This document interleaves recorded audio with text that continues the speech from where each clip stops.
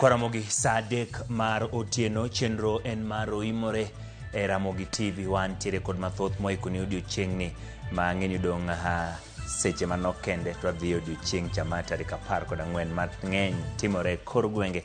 Kata kamano kopogore kod mano wan tiere kod weche manyien mathoth moikoni weche mag siasa. Duond bura mar ODM utimo yiero mag kaunti ma Homa Bay, yiero mane gitimo e yor winjruok kendo yier ji lemo mopogore opogore. Kweth machielo mar duond bura mar ODM to ne nitiere gwenge ma kadho Nam Chumbi kama ne gichwale chenro mopogore opogore gidhi nyime kod loso karaseyo mane en jagoro kaluwore kodgi ma duond burano mar ODM Edwin Sifuna. Komachielo bende kweth mawuok e gwenge mag masawa ma piny Kenya ahinya to Tharaka Nithi County bende wacho ni poni ODM dwaro komno mar jalup jatend piny kaka ne owachi kod ogai margi to biro chuno mondo mikoro Kithure Kindiki oyiene owuoge UDA odonje ODM eka mar mondo mi timro nadi odhi nyime kod bedo e komno. Bende wantiere kod weche mopogore opogore ma timore kor gwenge kuonde moyawe udi ma nengo gi ogonyore mago affordable housing mane nitiere gwenge mag Migori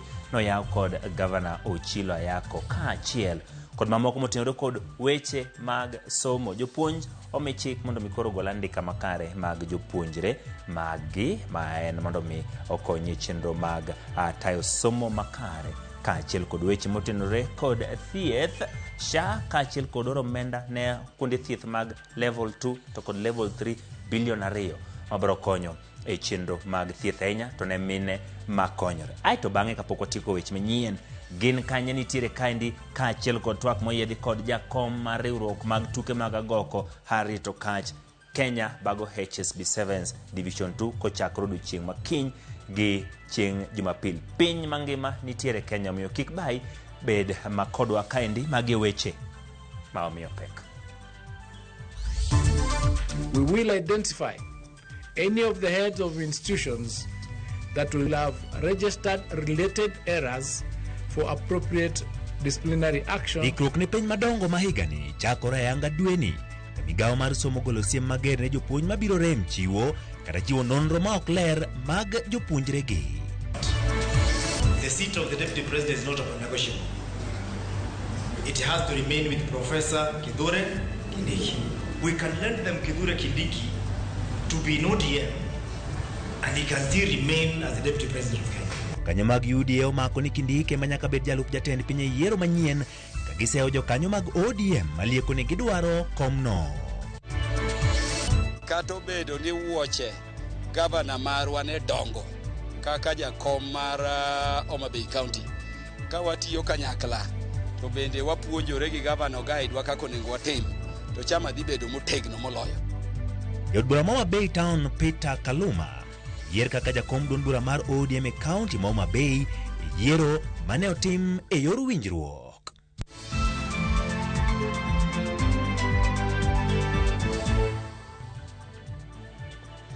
Erokamano nyakwa Ramogi kuom yiero Ramogi TV. Nyinga Ochieng' Emmanuel, jaloko maro en Liz Otieno.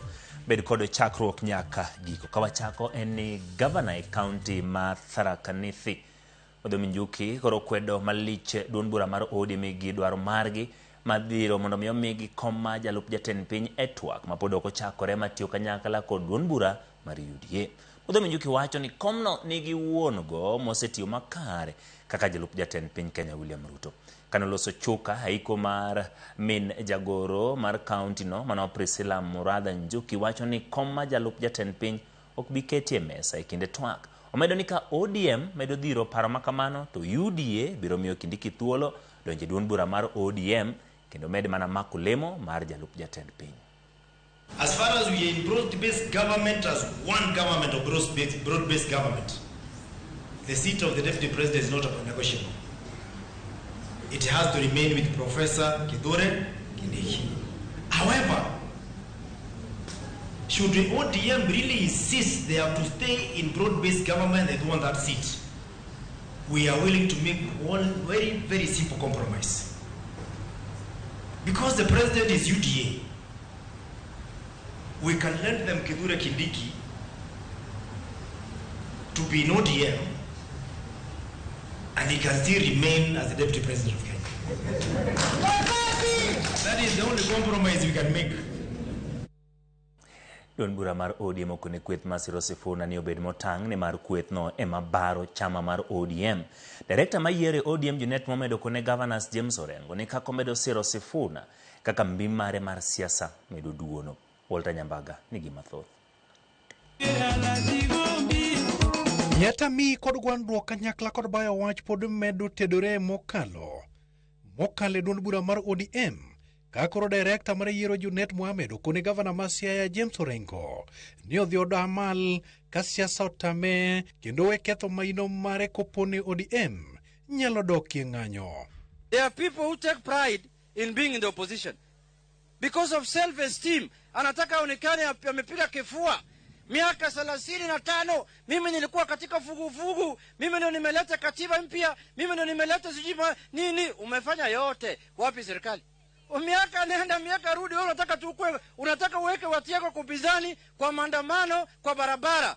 Wewe hiyo yote ulikuwa unafanya ili upate serikali. Si utuletee serikali basi kama wewe ni bingwa. ODM okoni ok gibichiko itgi ne jok madwaro mana tero gi Kapernaum e kar chomo Singapore kod Kanan kama dongruok opote kachadila kod morkich. Injia ya maandamano, injia ya maafa, injia ya kuharibu vitu yetu, injia ya kuangamiza watu yetu na kuhangaisha hawa hapa duniani hatutakubali. Kama wewe unaona unataka kuwa upinzani, weka kando. Sisi tunataka tukae chini na chama cha UDA kwanza. Baada hiyo ndio tuongee na vyama vingine. Na hii safari yote tumekuwa katika opposition. Ingawa tumekuwa tukishinda uchaguzi, nyinyi mmekuwa mkipigia baba kura, lakini mwishowe hatujakaa kwa kiti ya serikali. Mara hii 2027 tumeamua ya kwamba kama chama haturudi tena mambo ya opposition na wafuasi wetu. Kama viongozi wenu kuanza mazungumzo na chama cha UDA President William Samoei Ruto. Ukitaka kwenda kutafuta ndoa, unaangalia yule ambaye kwamba tabia zinaweza kulingana zaidi. Jagoro mar ODM yorko jolo Catherine Numayo kod jakom ODM Gladys Wanga ekoro konigi sani gin mana kod wach achiel mar loyo yiero maduong' e kombe duto kendo dunyore kod duond buche moko maketo korgi kod ODM. Na mimi sasa ni katibu mkuu wa chama cha ODM na sitingishwi. Nimesikia nimeambiwa sijasoma. Na sisi kile ambayo tumesema tutazungumza na kila mtu, lakini hatutazungumza na wale ambao wanaeneza ukabila, wanaeneza ubaguzi, wanaeneza chuki na wanaeneza kugawanywa kwa Wakenya. Na raundi hii tumesema pia ya kwamba sisi kama chama cha ODM hatutaki kurudi katika opposition. Ama kuna mtu hapa ambaye anataka kurudi kwa opposition? Si lazima pia si tuwe katika serikali. SG, wewe shika kasi bwana.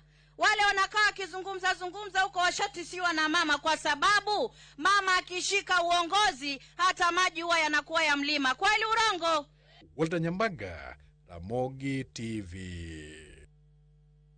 Duantiere siasa jotelo masiro lwedo pinyo wacho mamanywanda ogoyo tache county ma Nairobi kendo jiwo gai mar ODM Laktar Oburu Oginga mondo dhi nyime gi rieyo duond bura mar ODM kendo nyiso yo jogo matemo ketho winjruok mar ODM kod UDA. Gipuoyo pinyo wacho mamanywanda kuom kelo dongruok e gwenge duto mapacho ka achiel gi riwo jo Kenya duto. Chris Owino nigi lero. E kindeni ma auka mar siasa kod tungni dhi nyime kod yiengo duond bura mar ODM, jo siasa masiro lwedo sirikal mar manywanda owuok oko mar chung kod tend ODM. Jo siasa maok e duond buche mag UDA, ODM kod Jubilee odok ne ogai mar ODM Dr. Oburu Oginga kendo jiwe mondo odhi nyime gi yweyo ton bui e duond bura mar ODM. Naambia Oburu Oginga, you are a new broom in ODM.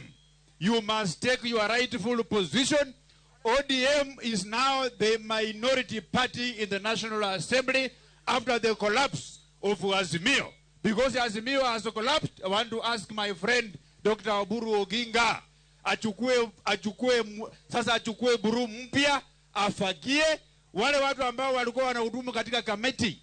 chini ya Azimio, yule ambaye anahudumu kama deputy minority leader chini ya Azimio, sababu Azimio imekufa. ODM should whip all of them.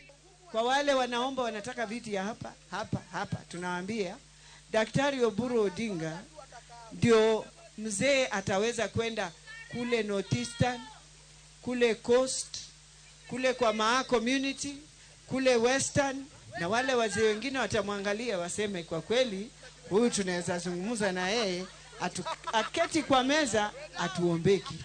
Sasa tunaambia ndugu zetu, bado sisi tunafaa kujifunza jinsi baba alivyotuambia.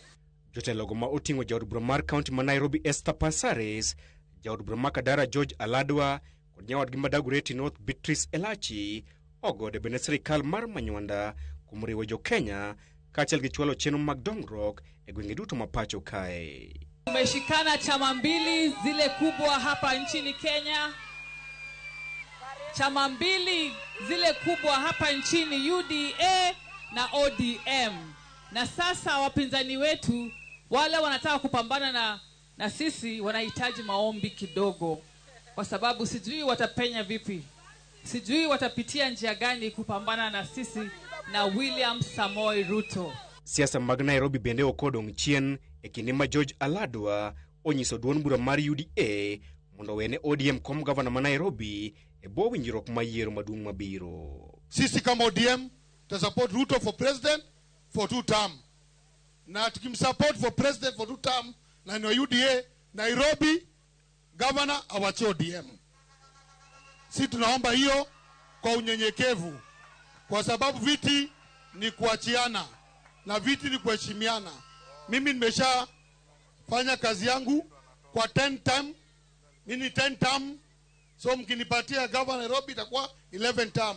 Mimi nasimama governor 2027 county ya Nairobi. So wajua sisi kama ODM na UDA we are partners. Tutakaa tuangalie ile kitu muhimu ni kudeliver for the broad based government the most seats. So because Aladwa amenipatia blessings yake, let me declare here that I shall run for MP in Makadara constituency.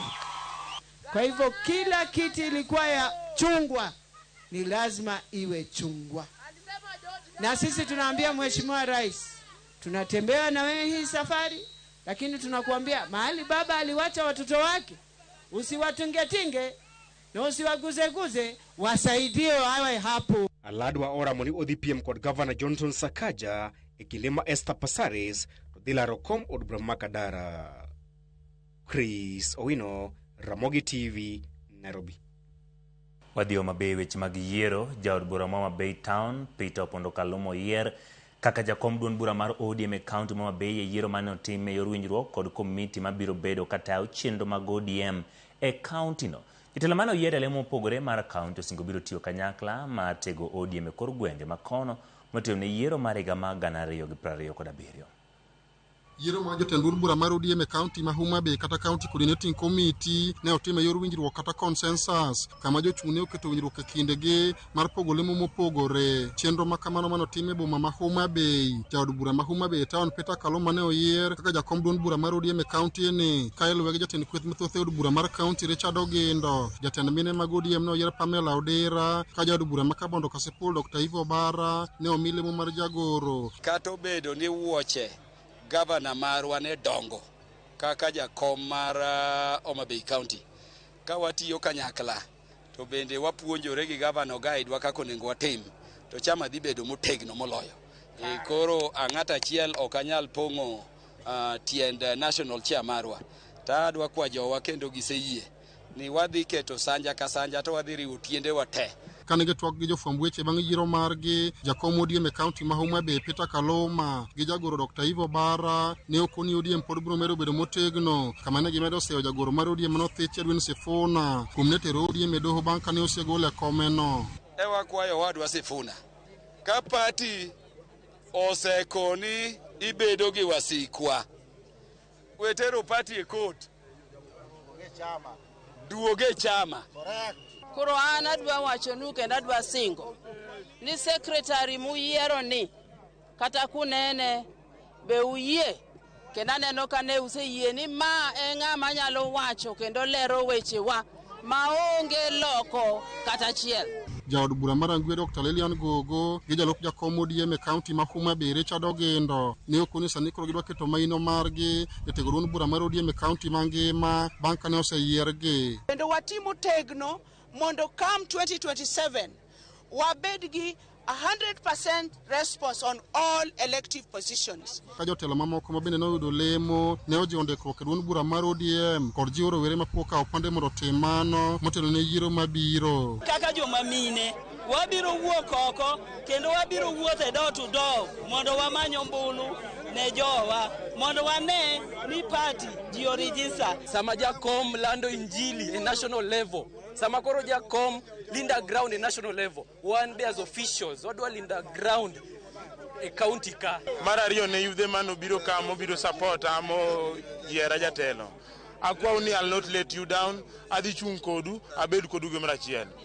Mogik ne yudhe, akwa yudhe te maonge ID, kauru ID, one money ground. Jotelo moyiero ofis ODM manyien e kaunti ma Homa Bay kaendi osingo matiyo kanyakla kendo ne duond bura mar ODM omedo bedo motegno motelo yiero maduong' bago pacho kaendi higa manyien.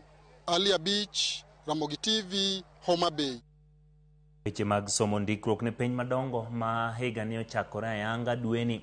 Migawo mar somo golo siem mager ne jopuonj mabiro rem chiwo kata keto nonro ma ok ler mag jopuonjre gibiro kawne gi chik. Simfros Okinda nigi ler. Migawo mar somo osechako keto ikruok ne piny madongo mag KPSEA, KJSEA kod KCSE ma ibiro tim higani. Duol matayo chenro mag penje pacho ka NEC olero ni giseketo ikruok makare ne chenro mar ndiko ayanga jopuonjre mabiro chakore kor dweni kendo dhi nyaka dwe mar adek. The registration dates for KPSEA will run from the 16th of February to the 16th of March 2026. The registration period for KJSEA will run from the 2nd of March to the 31st of March 2026, while the registration period for KCSE will run from the 16th of February to the 31st of March 2026. Schools are expected to upload registration data and complete the registration process within the timelines stipulated. Koyango thuolo mar chakruok mar ndiko ayanga jopuonjre, jatend migawo mar somo Migoso Gamba ogolo siem ne jopuonj mabiro rem chiwo nonro makare mag jopuonjregi. There have been cases of learners who have suffered because their heads of institutions uploaded erroneous data by, for example, as the CEO has indicating the wrong gender. Some learners were not registered at all.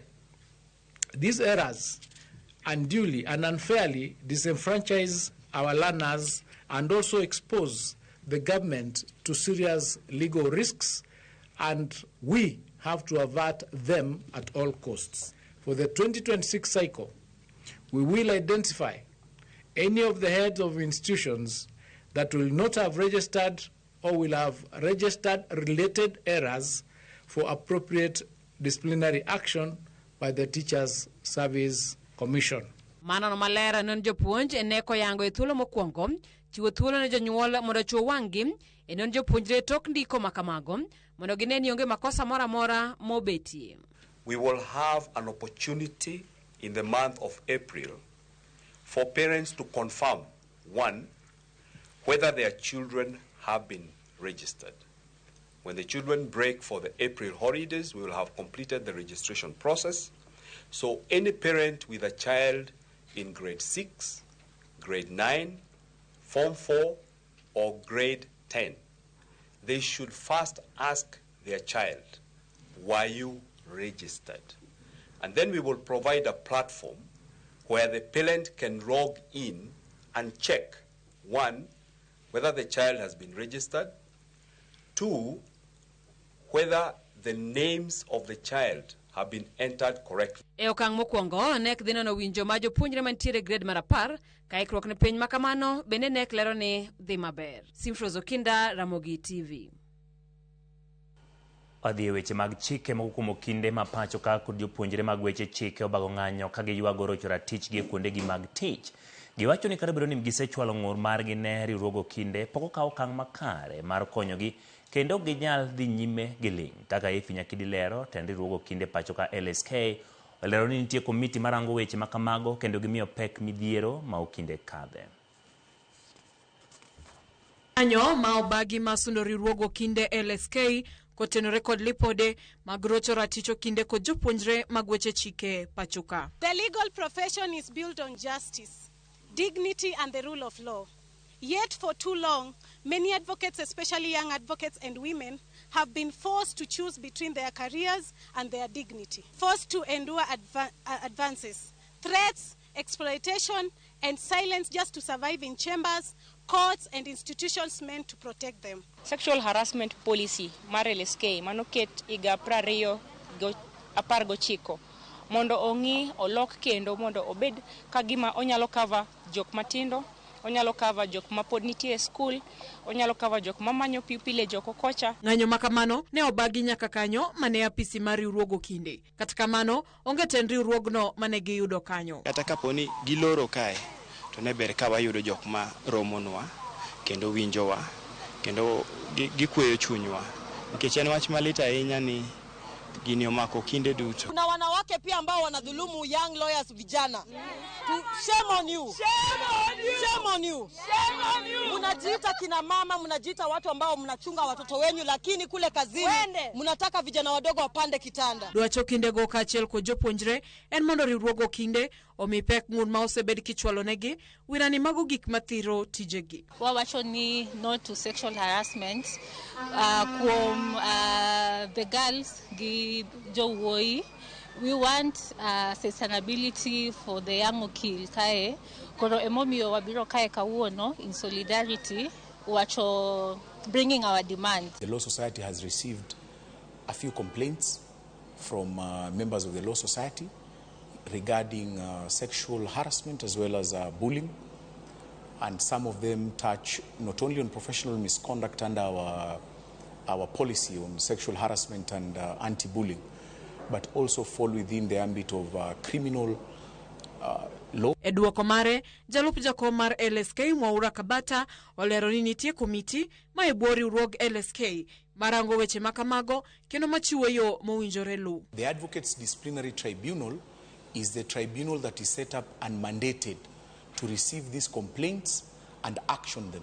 By actioning is to call not only the persons who report the complaints, but also the persons who are named to be the perpetrators, who are advocates. Omedo ni gitiyo maneno ni LSK oketo lai makare ne okinde duto kod jopuonjre mag chike, lai mar chiwo lipot e wi rocho ratiro ahinya to e kuondegi mag tich kaka yor keto alwora mowinjore mar tich. We are in the process of establishing a working committee on sexual harassment and anti-bullying. We will be receiving this information, and the policy confirms that the information is received confidentially without having to give the victim a moment to relive that experience. Ifinya Kidi, Ramogi TV, Nairobi. Wadhi Migori chenro mar gedo mar ute manengo gi yot mabende ong'ere kaka Affordable Housing Project migeno ger kod omenda mar bilion 1.1 chakore kar chungur bura ma Awendo. Gavana wa Migori Chila Yako kod yod bura ma Awendo ne otelo ne chenro mar chako gedo no. Jojuma Mioler. Gedo ma utego manengo gi yo machakruok mar yo yawa yanga kod gavana ma Migori Ochile Yako kaachiel kod jibura ma Awendo Walter Wino en chenro mar ariyo mag ute manengo gi yweyo ma igero kod piny owacho e gwego mag Awendo. Ute manengo gi yweyo gi gin moko kuom chenro mag dongruok ma oting'o gedo mar chirni manyasani kod ute manengo gi yweyo e kaunti ma Migori mar 32 ma igero kod omenda mar bilion 28 ka okalo kuom bad migawono ma ochung'ne ute kaachiel kod bombe. Kidwa neno ka piny moro gerore to nyaka gibed gi ute manitie gorofa gi dareche mabeyo gi pi mabeyo. Walter Wino ni wamakorego pi ma Awendo biro ka. Pi ma Awendo Lake Victoria South, pi ma Awendo biro ibro losi makamo ng'ikorego cha ochopo koni. To kendo adwa ni uchak pangoru, ung'eyo ni samoro wanyalo mana medo wuoyo e weche mag ni dhi gednwa kia jotich. Adwa ni uchak apply, uchak oro kwayo mar dak e utegi. Ka jogi dhi gere units moingo 500, malo kucho bi gere moingo 300. Adwa ni utegi uchak ng'iyo ere kaka udwa bedo landlords, ere kaka idwa nyiewo ot ma koro ichak ger kani. Direkta migaono ma ute kod bombe bade ma Nyanza Jared Bwoga wach ni gedo mar ute migo gi yweyo machakruok ma gedo magi ochakre odiechieng' ma kawuono koro dhi kawo kinde mar dweche 18 mondo korum. We have projects courtesy of leadership elected in this county led by His Excellency Governor here worth 28 billion. A total of 32 ongoing projects, motingo projects a Parga Beach, mag affordable housing, projects a burial, mag institutional housing. Gavana ma Migori Ochile Yako kod bul ma wendo Walter Wino ne opwoyo tend piny Kenya William Ruto kuom kelo chenro mag gedo mag ute manengo gi yweyo kod chenro mamoko e kaunti ma Migori ka bende gi jo oganda gogo mag wendo mondo koro bed kod ikruok makare mondo koro be nyiew utego ka gedo gi rumo. Awacho ni watiyo maber nikech wan gi understanding and cooperation among or between us. Ang'eyo ni an governor, ang'eyo ni ne uyiero mjumbe ma Walter Wino, ang'eyo ni uyiero President Ruto ma President ma Kenya, to wang'eyo ni un weg tich e yore mopogore. Contractor ambaye amepewa hii kazi, wana meet, asante sana and congratulations kwa kupata kazi hii. Wewe ndio unajenga kule na wewe ndio utakuja kujenga hapa. Ningetaka kukuomba kazi ifanyike speedy, kitu ya kwanza. Ya pili ni kwamba wale wafanyikazi ambaye utaandika kutusaidia kujenga hizi manyumba lazima wawe ni watu wa hapa. Jotelo gi bende ne opwoyo tend piny Kenya kuom kelo chenro mag dongruok e gwenge mag wendo kaachiel kod gwenge mamoko e kaunti ma Migori mangima ka gisingo tiyo kode machiegni. Weche mag maendeleo gi to gi mamoko go te nyaka watia machiegni nikech sirikande gi chalre. Gimidwaro mamiyo ji donjo e sirikal en ni wakel maendeleo ne jopiny. In sama maendeleo chopo iri, weche ng'amo kia odhi owuoyo gi ng'ama go komaki. Samoro mako dhoga ka neno ka jomoko jotelo moko larore ni kia gini mar gavana. Ung'eni japiny ok odich gi ng'ama otimo kiango. An ka gigi nitie kochilo kelo moro wabiro bawre wan mana kanyo kech mago maendeleo. Jogono ma wendo Walter Wino komachielo e twak mare bende ne okonjo kanyogo mag ODM mondo koro med bedo sirikal mar manyuanda mondo giyude chenro mag dongruok mopogore ka osejogo eko makwedo sirikal mar manyuanda. George Juma, Ramogi TV, Migori. Tok lipot mar Jojuma nobodhi yo kata kamano kapok wadhi adwaro paro ni kik idhi mabor nikech tok yo machuok ma wadhiye wadakelo ni sigana mar jamadar Ismael Daniel Opande. Bening'e ne en jamadar mane onge kod tugo kendo nomako tije makare. Walter Nyambago losonwa sigana mar gin kanye bang'e wendowa mobedo kwa twak bode weche mag tuke mag oko e pacho kaindi bende osechopo omiyo kik idhi mabor wayuo mana daka machuok kende aito wadhi nyime.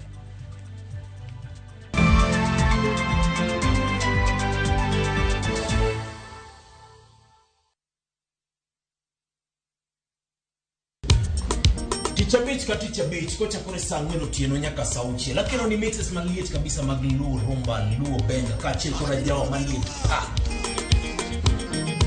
kowuok e ondamo 107.1 FM kar chuny jaluo kapela nakoni ni wang' ne kawadok kocha nyaka wang' jowi mari mar Ramogi TV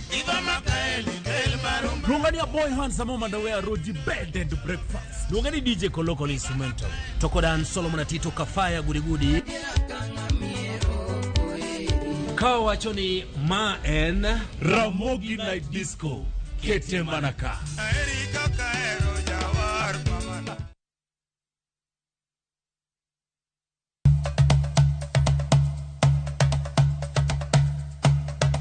111 chenro malero kitwa gi timbewa kod puonjo dholuo. Sani upuza ni uluongo na mabuda. Koro mwan mabuda ni girieko mwan koro mathin man kuro mar ung'eng'no. Ema sokelo nu seda. Wasewuotho mar kelo ni juok oganda wa kod ber magisekelo e ngima onagi. Dayo ne puonjo nyathi manyako kosechope ode. Puonje kaka onego oriti family mare. Rikoda an James Rabala Kwasera Jambu owarga chie. 111 Ngeso ka ngeso, saa 1:45 otieno.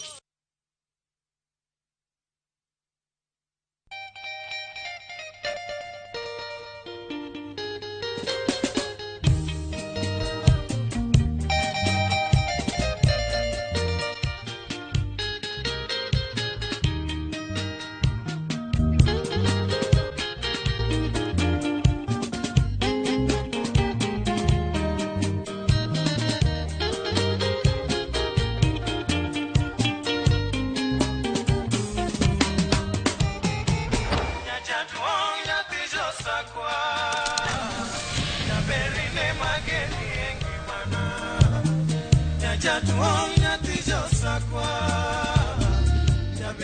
Ramogi, Cartoon Jaluo. Radio Ramogi.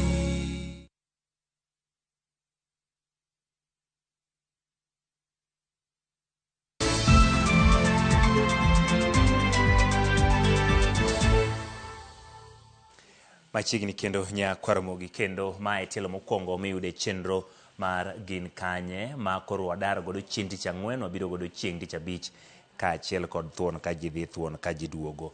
Nyakwaramogi tich abich ka tich abich wabiro bedo ka wakelo ni chenro mar gin kanye kaka wuono wamanyo ni jalweny marahuma manosedhi e rutaya Jamadar Ismael Daniel Opande.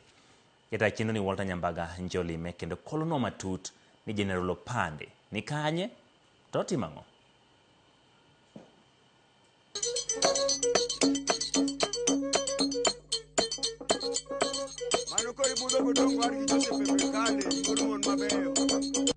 Gichirgi thuono maragwata muting'odo nyuka kata liet Jamadar Opande ne orakore kod kweth jonjore mane obalo kod piny owacho mar Sierra Leone ekamane gibambe mine rowere kod jowuoth bende ne gimayo mwandu. Your people misbehaved again. Today you have lost even your rank.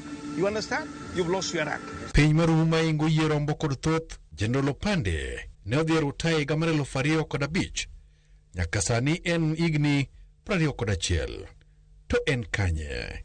Mondo wahero sigana ne wachopo e boma maduong' ma Eldoret e kaunti ma Uasin Gishu e gweng' ma Mukumu alwora okwe ka iti yien motwo ema kuodho wach kod biye.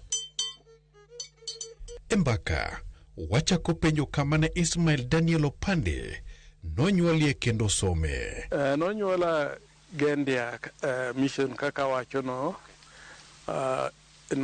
higa 1943 somo na machako Gendia mission. Kase somo Gendia mission kanyero to adhi intermediate school ndalo no iluongo ni intermediate school Ongalo bende mana machiegni Gendia kanyo.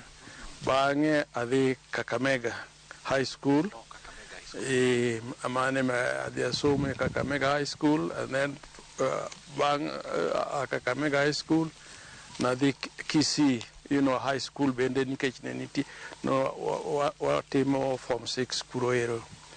Bang'e kasetieko kanyero to adhi loka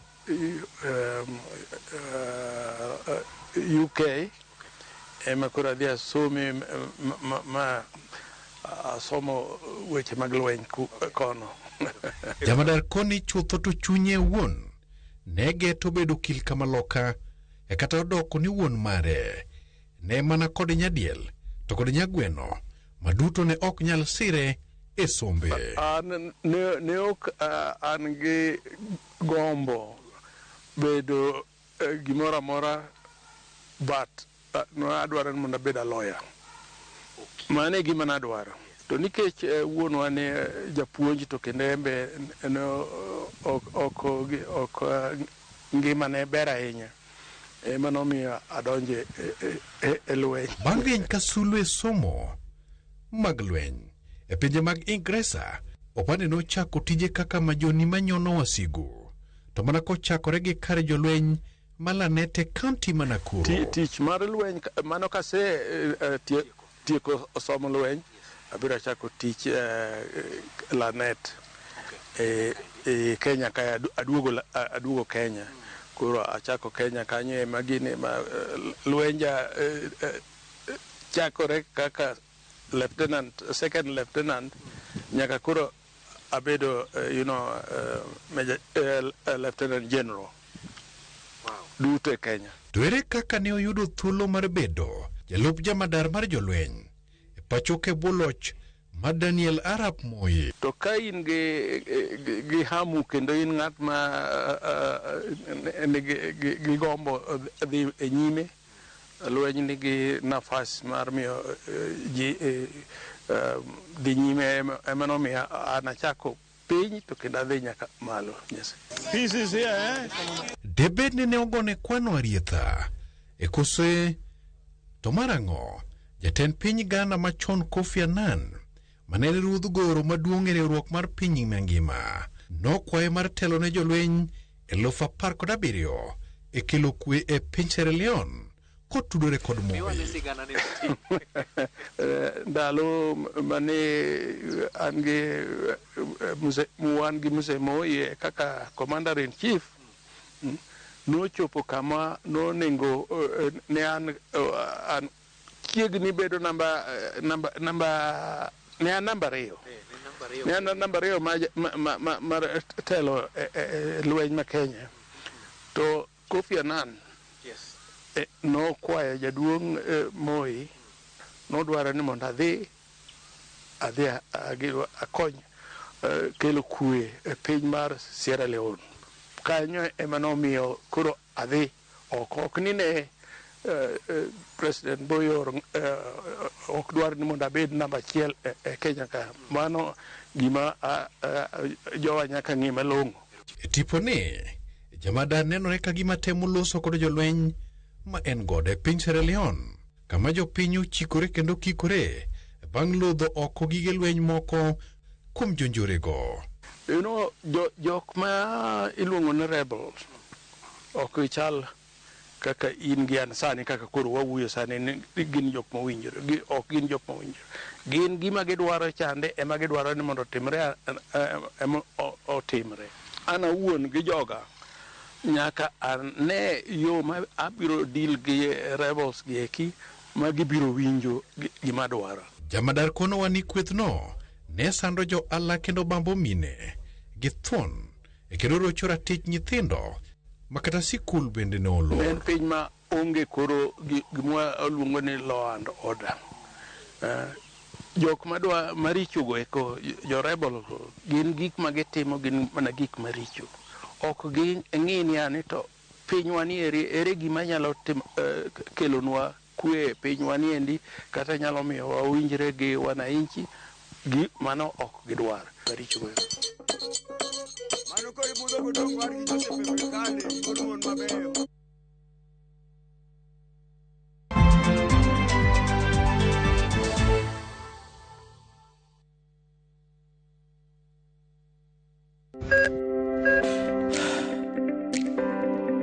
E chuny ogandawa, ngima mar del en mwandu maduong'ie moloyo. Mondo tekruok mar dend obed maber, ok gin ga gik matek. Gin gik maluongo ni lifestyle. Manyiso ga jotuo ni gigi ok gin gik minyiewo, gin na gik mitimo. We bedo gi kiawa, kendo chak bedo gi ng'eyo. Nachako chemotherapy. Side effects nen, yier wi nyaka lwar, constipation, chandi seriously. Warwaki e penj laktar, ma en tudruok gi lakteche molony. Isamidhir jahocho cha, nyaka ibed ni iseng'eyo ni mae shida ma an godo, to adwa kony. Chakre weche thieth kod chiemo mar mine mayach, nyaka e weche thieth mag tuoche masiko. Wakelo od thieth e od dak. Tuo mar rheumatic heart disease ni landore sana e gwenge ma poverty ntiere. Riwri gi Ruth Otieno, wuok tich nyaka tich abich, saa 12 odhiambo.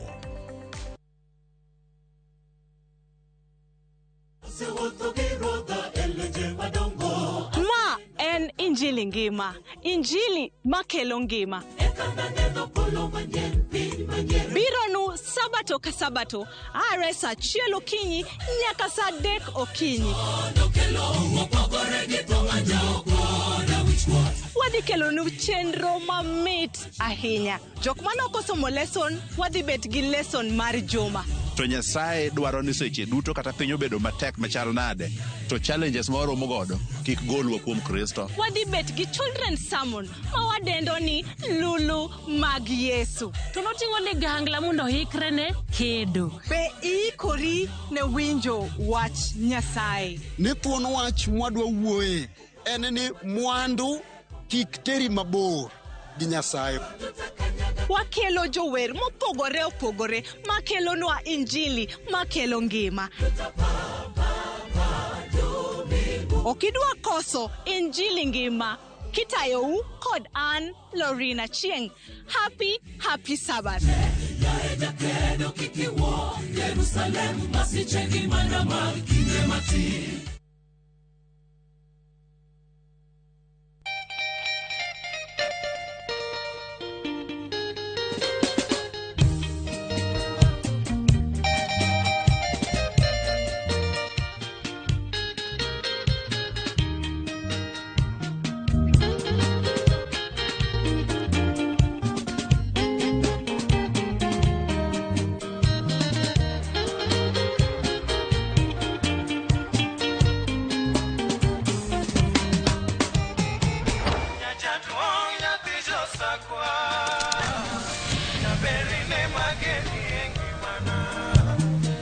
Radio Ramogi, Cartoon Jaluo. Radio Ramogi.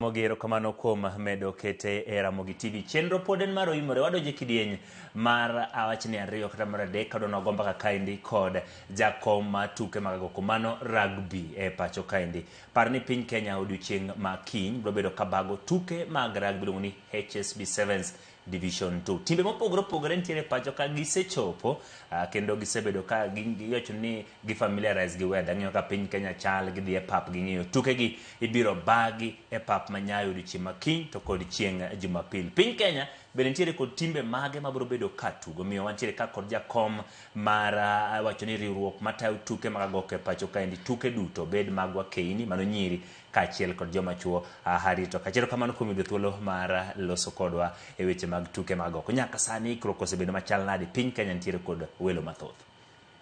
Erokamano kuom kela kan. Pinje mage USA, Canada, Belgium, Uruguay, Argentina, South Africa, Kenya, Germany, Spain, gin timbe 11. Kamano. Alafu Kenya en mar 12. Mon gi yawuoyi. Mon gi yawuoyi. Tuke gi osebedo ka igombo mondo mi gichop ka. Higa mokadho nano ka ne ubago tuke mag Afrika mag wakeini. Kendo higa ni koro nano ka bago tuke makelo pinje mathoth, pinje madongo mong'ere weche mag rugby. Nyisa nang'o kaluwore kod weche mag tuke mag rugby e pacho ka? Nyiso ni Kenya ong'ere kabisa globally. To wang'ere e tugo to kendo wang'ere e pakruok. Koro aparo ni wang'ni World Rugby dwa neno kaka wadhi tugo to kendo pakruok ma jo Kenya ong'ere go. Wang'ni ok gidhi ng'iyo Kenya kona, gidhi ng'iyo stadium mangima, gidhi gajogi matin.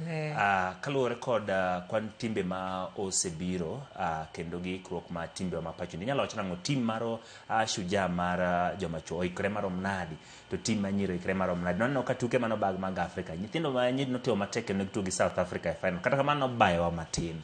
Wang'ni bag e Kenya ni wageno ang'o kowuok e tuke gi? Koro ing'e mana nyiri tugo gi South Africa. Wan wase qualify for HSBC 2. South Africa ne pod dwa qualify ne HSBC 3 eka mondo gidhi gi piem Dubai eka gibi gidonj HSBC 2. Koro aparo ni nyiwa nikech ne ging'e ni gise qualify to yudo ka ne gisegoyo South Africa e pinygi mar South Africa nyadiriyo e Challenger.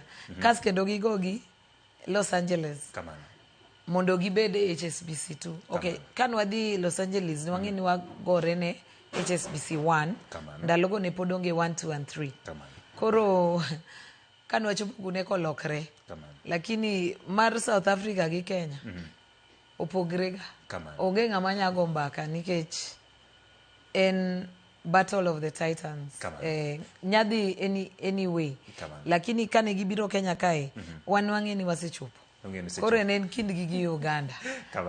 Koro inyanyiso ni grup mar chuo biro bedo machaladi. Kenya okete grup mane, gin gi timbe mage, to kwang'iyo grup manyiri bende oket gi timbe mage. Koro piem ma wang'ni ni onge groups. Kila team tugo gi team moro. En round robin. Koro team ka team en about points. Ta gima ng'eyo en ni Shujaa gi Lionesses oikre. Koro en mana ni jo Kenya mondo jiwgi kaka the 8th player, mondo migi confidence no, mondo gibende giyud as many points maginyalo. Kamano no ka gik machal kamagi gin gik ma iwacho ni chiwo chuny ne jotugo mag rugby nikech sani ka nyathi mantiere high school kucho kata mantiere primary machako tugo rugby koneno ka gik makamagi nyalo biro chopo e piny Kenya to wacho ni seche moko future mar rugby nitiere future mar rugby kama nitiere kaka wacho ni ker mar riwruok mar rugby chal nade. Future mar rugby en very bright. Nikech mokwongo rugby wang'eyo pogo tugo gi siasa. Koro kata kugo siasa to rugby endelea to medo dongo. En mana ni nyaka watem wane kaka kata samwago siasa no we kik will mondo wabende wa apply ourselves mondo wamed gero rugby korka tugo. Waneno ka Kenya e kinde mokadho Shujaa nong'ere kendo apani Kenya kaendi gima nong'e kata kapok wabiro gi weche mag ng'wech weche mag opira ne en mana tuke mag rugby kendo chon kani donjo ng'ami ng'eyo rugby no ka ji duto dwaro mondo mabed ka gin wakeini bende sani biro malo ineno ka wadok tugo e rang'iny mamalo no kendo Kenya biro medo bedo gi wacho ni talanta mongirore go. Ang'eyo ni wadog tugo e rang'iny mamalo nikech mae nigi golo mana matin akia ni ging'iyo gang'o e wechegi chal ka gima gidwaro ga mana ni Africa South Africa emo bed malo lakini wabe wathago gi kabisa nikech wachuno gi nikech wang'e tugo kendo players wa ong'e jiure kabisa magiketo everything mondo ginyal bet malo kuno.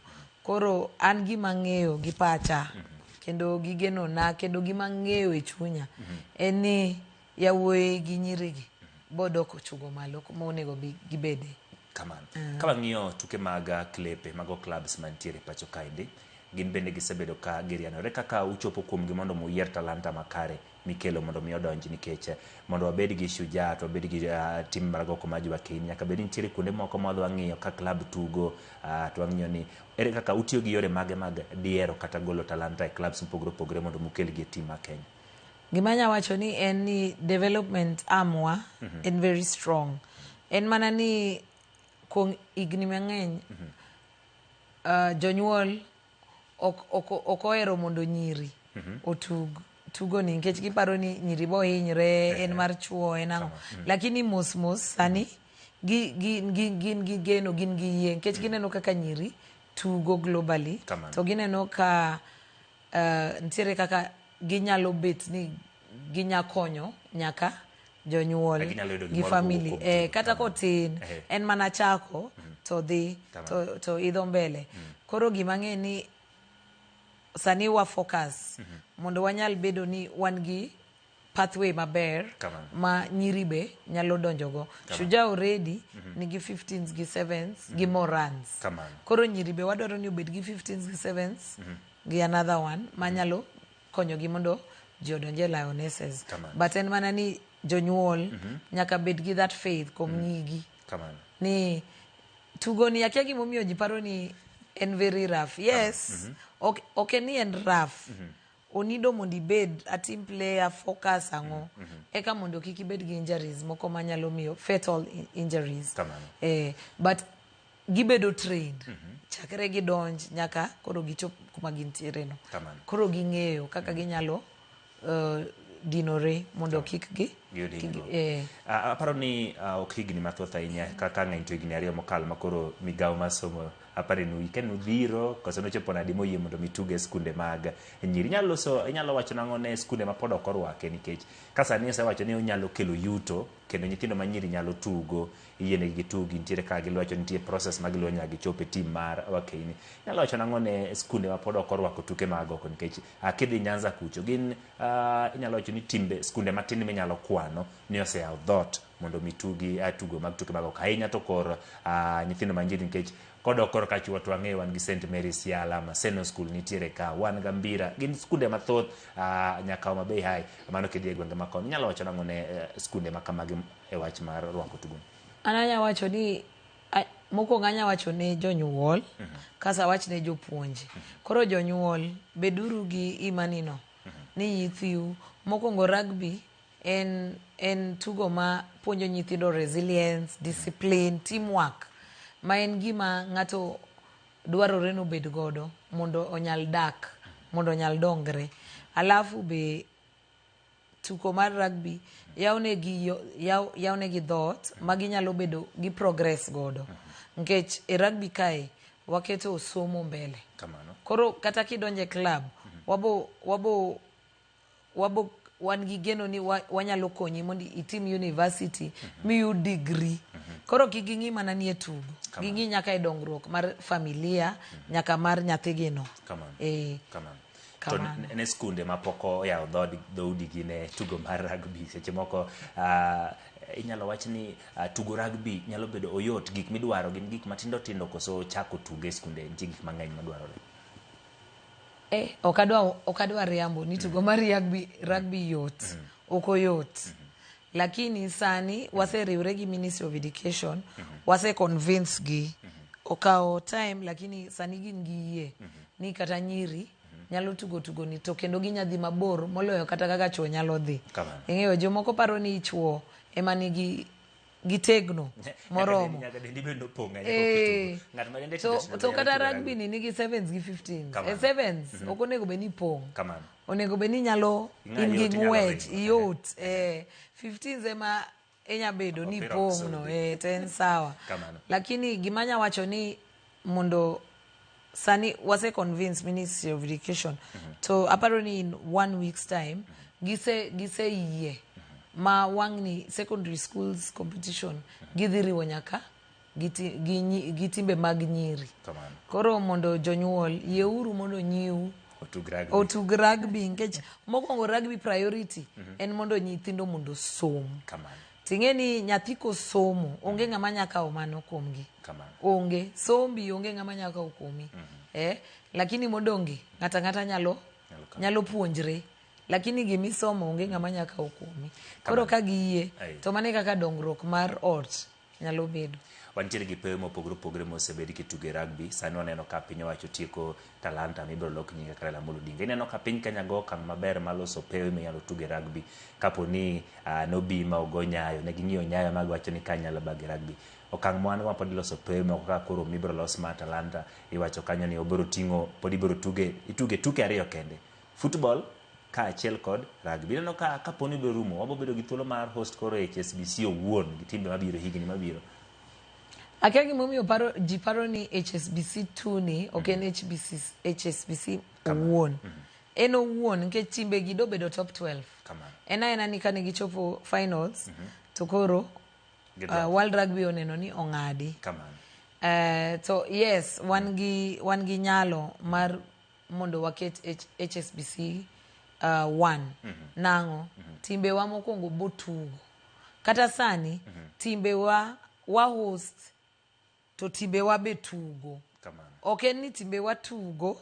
nikech wa host in fact aparo ni wa host nikech timbewa tugo koro jo Kenya onego ng'e wa host nikech timbewa tugo ok en ka AFCON ma watugo nikech wa host to ang'eyo ni gi talent hela or kose Raila Amolo Odinga stadium ang'eyo stadium no ber kabisa nikech mokwongo onge running track nyiso ni wabo nyalo medre kaka kaka fans nikech 60,000 capacity but kata kaka jotugo wabo nyalo medre nikech giketo nwa nyaka training fields en mana ni koro wang'ni kwa biro iga mabiro ni to koro wadhi kuno nikech wabo host division 1 nang'o nikech Kenya Lionesses gi Shujaa bo bet ni otugo moloyo mondo gichop kanyo endo men gadier ni tugo ma giko dirani en koseloye to koro iga manyien koro wanyalo host kendo gin moko kuom tuke mag pod wanyalo biro host e kinde mabiro kata biro bago machiegni nikech nwachaka no koro chalo gima omako mach kendo koro Kenya chalo kama koro ema wenge ochomo ahinya e weche mag tuke machal kama Africa tok South Africa gimanya wacho asebet kan nyayo week ma okaloni to jo World Rugby be ni kuno to sate aneno ka ja World Rugby ma en in charge mar make sure ni oketo proposal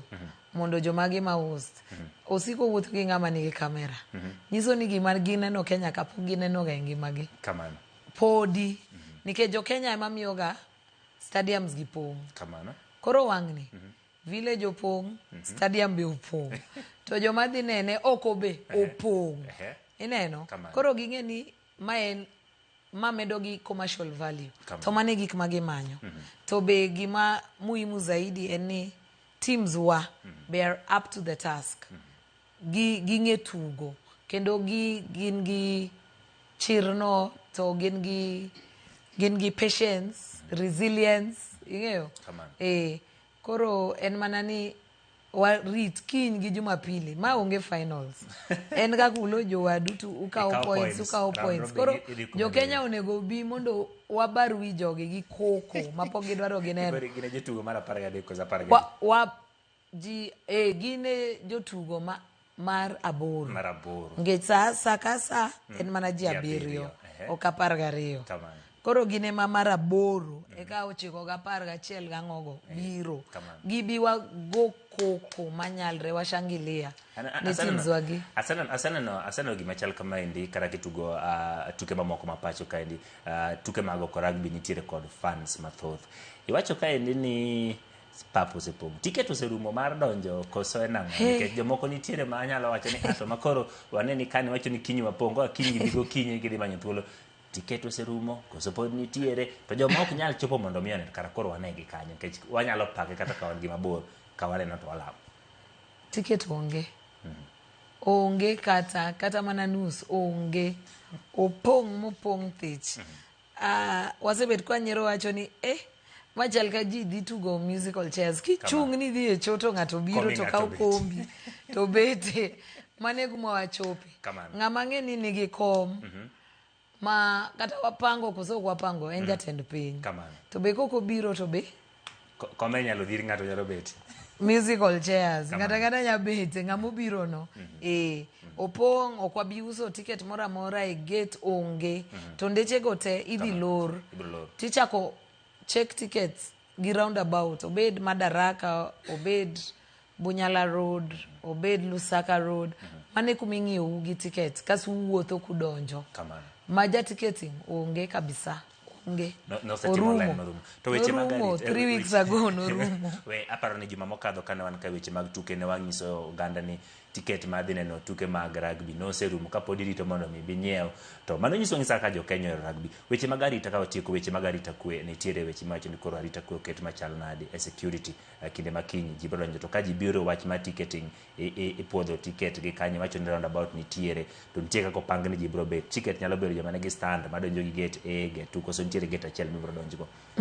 Ntie gate adek medhi donjo go to jorita go awacho ni nie roundabout nyaka gi jog ticket.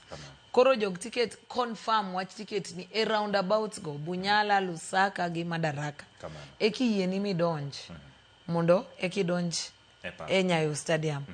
Koka kamano kionge go to gi EABL wantiere gi clubs mopogre ma ji nyalo dhi mondo one. Alafu ing'eni broadcast rights mag rugby niga gi World Rugby. Kokinya keto 100 million kadhi malo to Kenya yudo. Koro Super Sport ema niga go. Lakini nyocha wafwenyo ni jo KBC be nya yudo. Koro gine ma o kata sirkal awinjo ni gin gi shares e weche multi choice katango. Koro gine magidhi maginyalo giloso kod jogi direct mokata wan. Maginyalo magiyudo kaka ginyalo air ne jo Kenya. Koro kata kine ot kata kinoko tine sim tidhi e KBC tibo nyalo neno ma ok chulo gimoro amora. Jomoko nitiere ma nyalo wacho ni tugo machal kama endi gibro neno kata ka ginoko kata ka gintiere machiegni. Kalore gi odiochieng' makiny kapo no semi ticket mano kiny kata mi oyang ni kiny donjo opogore gi bidonjo go odiochieng' Jumapil opogre. Koro kikikan mano mi kiny no Jumamos kikikan idhi tiyo go Jumapil. Jumapil en kala mopogre opogre kabisa. Koro wach mogi ka otieko ne johera mag rugby ma nyalo dwaro neno tugo kata ngoa in kaka ker kata jatend rugby nyalo nyiso johera mag rugby ang'o kachiel kod klepe ka otieko. An ok awachne mana johera mag rugby gi klepe mag rugby anyiso jo Kenya te kin gi otiko ionge otiko joma nigi otiko biuru Nyayo Stadium mondo wanyal support Lionesses gi Shujaa. Ang'eyo nikech waseloso kodi to wasewinjogi ka gibende giloso ni kata ka gine e field kanyo sama gidonjo ka giwinjo kaka jo Kenya luongo gi kata wernegi to miyo gijiwre gimedo ni gijiwre taparo ni miyo gi be gi focus gineno ni mana paro ni ane matugo lakini makoro atugo ne jo Kenya te ineno to jo Kenya ok ohero lose kwanza Africa ka ok ohero lose kata globally ineno Twitter ong'ewa ok ohero lose koro akwayo ni mondo jite obi ka giikre mondo wajiw wabed that eighth member of the team mondo wajiw jo teams wagi Shujaa gi Lionesses mondo ginyal tugo mondo wakaw points moromo makata kwa di Uruguay gi Brazil to jogo ok nya yudowa mondo wanya chope champion. Erokamano jatend kata ker mar riwruok mar rugby Harriet ne oloso kode kaendi kendo wasego mbaka winjo kanyo kaka bro bedo omiyo ka intiere alwora ma Nairobi kata kamoro ma intiere thulen mari mar manyo kuonde mowachi mondo mi wabwasir tim mar Shujaa kaachiel kod Lionesses odiochieng' makiny to kod chieng' Jumapil. Ka odhi nyime kuku mar riwruok matayo tuke adhula pinje mag Afrika olero ni tuke mag AFCON ibiro bagi pinje mag Kenya, Uganda gi Tanzania ibiro bagi higa mag 2027 kaka nochan kendo ok nyal chwal nyime nyaka higa mag 2028. Jakom riwruok mar CAF Patrice Motsepe wacho ni tuke go ibiro bagi dwe mar 6 gi 7 higa mar 2027. Over the last few days, I see lots of media speculation, whether it's social media or even, I'm told, in the Guardian, the Guardian newspaper. In London, one of the most respected newspapers in the world, that there was an allegation that I am here to tell Tanzania and Kenya and Uganda that I'm taking away the AFCON because our three countries are not going to be ready. That's totally unfounded. That I am enormously confident that we will succeed. Will there be challenges? There are always challenges. Tuke adhula mag lig mapiny ma National Super League donjo e round ma 20 gi kodirani to kauyo mar chiwo thuolo ne tuke mag FKF Cup. Kiny club ma Naivas FC biro bago tugo ne club mar Equity Bank ka club mar FC Talanta biro rakore gi club mar Viga United. Kinde ma Kibera Black Stars biro hinyo lum gi club mar So United. Fortune Sacco komachielo biro bago tugo ne club momako thuolo mar adek mofa chieng' Jumapil. Migori Youth momako thuolo mokwongo gi Mombasa United biro manyo loche kinde ma gibiro tugo gi Nairobi City Stars gi Kisumu All Stars kaluore.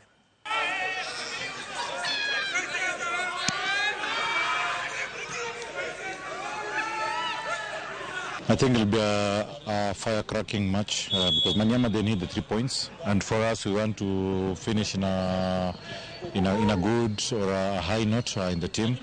If we can just play the way we played against Wydad, and of course at the end of the day we try and score, I think it'll be something good for our team. And the most important thing is the chances. We create a lot of chances.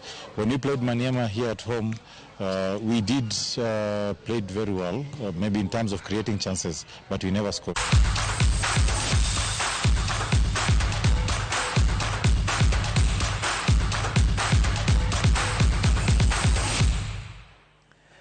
Ekora mogiro kamano kuom bedo kodwa e chakruok nyaka giko e chenro mar oimore ne wantiere kod mathoth weche manyien gin kanye kaachiel kod twak kod iluongo ni en ker mar riwruok matayo tuke mag agoke pacho kaendi ma bende watieko twak godo mana dakika manok mokadho. Ang'eyo ni gisani weche mag tuke tim mar Chelsea tugo mar FA Cup gi e kinde ni ng'amogo to dhi dala. Mane mokelo e giko mar mi weche manyien ma waikoni wa mesa maka weche manyien noikoni. Nyinga Ocheng Emmanuel, jaloko marwa ne Liz Otieno, ubedi gi Otieno mokwe.